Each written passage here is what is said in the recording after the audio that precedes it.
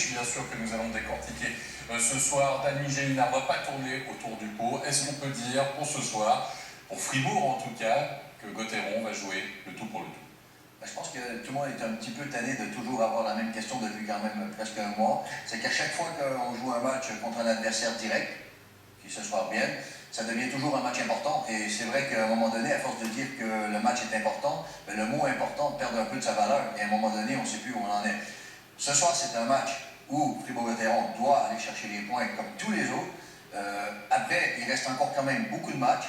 Et j'ai envie de dire que c'est l'époque où les couleurs commencent à se mettre sur le tableau. Hein. Vous avez du vert, vous avez du rouge, et là tout le monde attend de se voir en vert ou de se voir en rouge.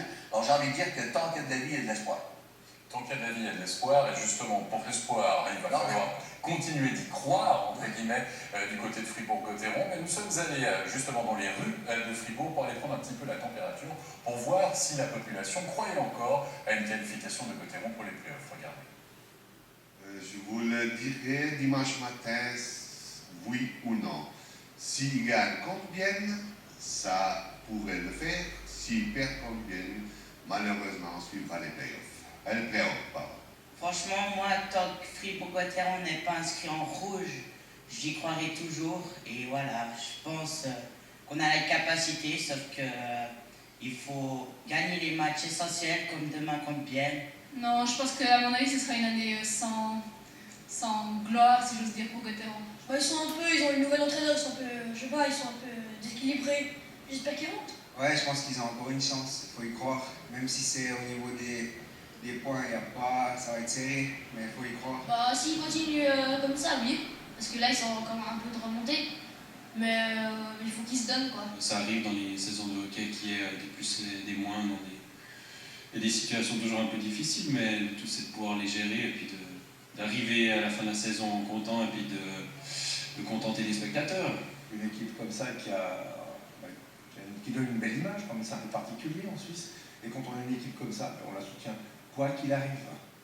Ouais, réaction un peu mitigée de la part de Harry. On va dire les enfants. Il faut prendre le poignet et l'écouter, il faut suivre juste ce qu'il a dit. Au niveau de la couleur au classement, bien sûr. Non, mais ce qu'il dit, il a raison. Il arrive un moment où, de toute façon, ce qui est vrai ce soir, c'est que c'est en tout cas un élément sur lequel Fribourg-Gotteron maîtrise. Ensuite, victoire ou pas, la suite, on ne maîtrise pas tous les paramètres. Alors, le seul paramètre qu'on va pouvoir maîtriser, c'est la performance de l'équipe match après match. Alors, ce qui fait que là, ça c'est quelque chose que ce soir, on peut dire que Fribourg maîtrise, c'est son match. Dany, il va falloir maîtriser les émotions également du côté de Fribourg-Gotteron. On ne va pas falloir jouer, entre guillemets, avec le trouillomètre à 0 ce soir. Est-ce que c'est peut-être la plus grande crainte qu'on peut avoir? Non, je ne pense pas, parce que vu la qualité des matchs, des derniers matchs, je crois que Fribourg-Gotteron a quand même démontré un visage beaucoup plus conquérant et beaucoup plus porté vers l'avant, avec un désir de gagner les matchs et de ne pas les perdre. Ça, c'est quand même une grosse différence.